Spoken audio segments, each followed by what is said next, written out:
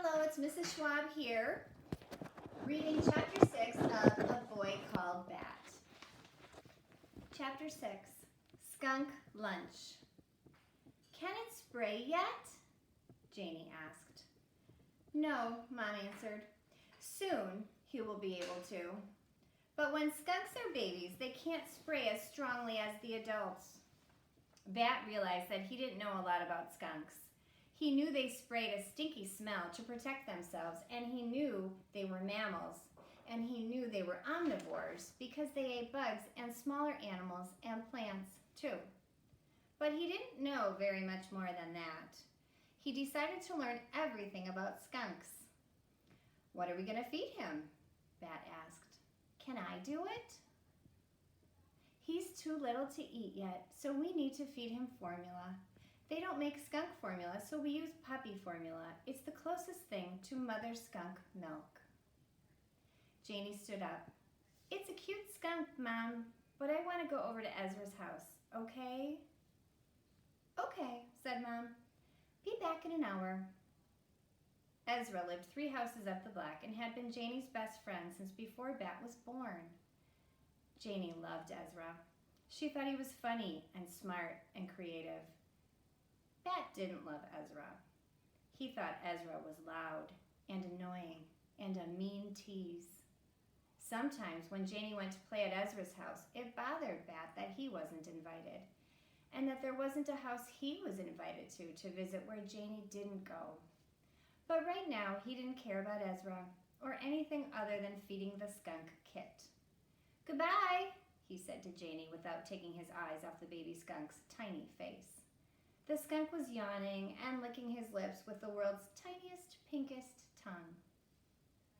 Janie left. Mom said, "Okay, Bat, sit right here and I'll get the formula." She went to her bag and pulled out a can, like a soda can, but with a picture of a puppy on it.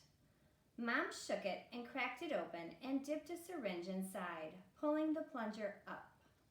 Bat watched it fill with a thick, white liquid.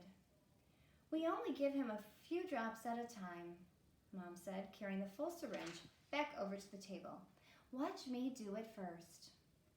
She took the skunk and arranged him on her lap, one hand over his back and the other under his front legs to hold him upright, the other hand aiming the syringe full of formula at his mouth. The skunk seemed to know what was about to happen and twitched his little pink nose back and forth eagerly.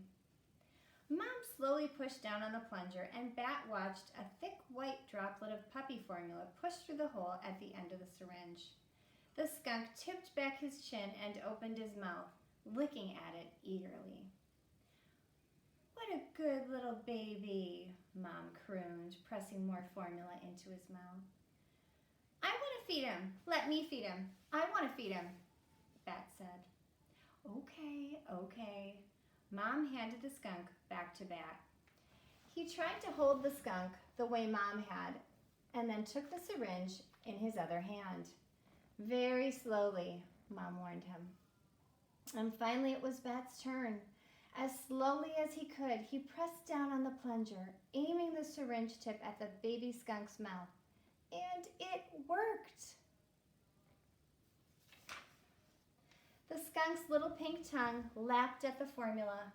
Droplets gathered at the corners of his mouth, and some ran down his chin onto the towel, but most of it made it into the baby skunk's mouth. "I'm doing it," Bat whispered. "I'm feeding him."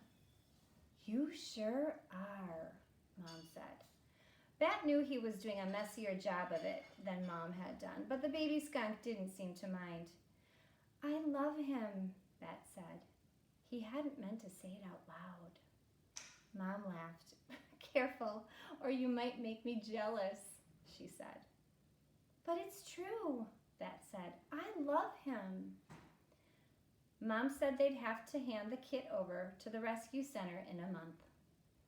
But Bat, holding the tiny animal in his arms, made a silent promise that he would figure out a way to keep him.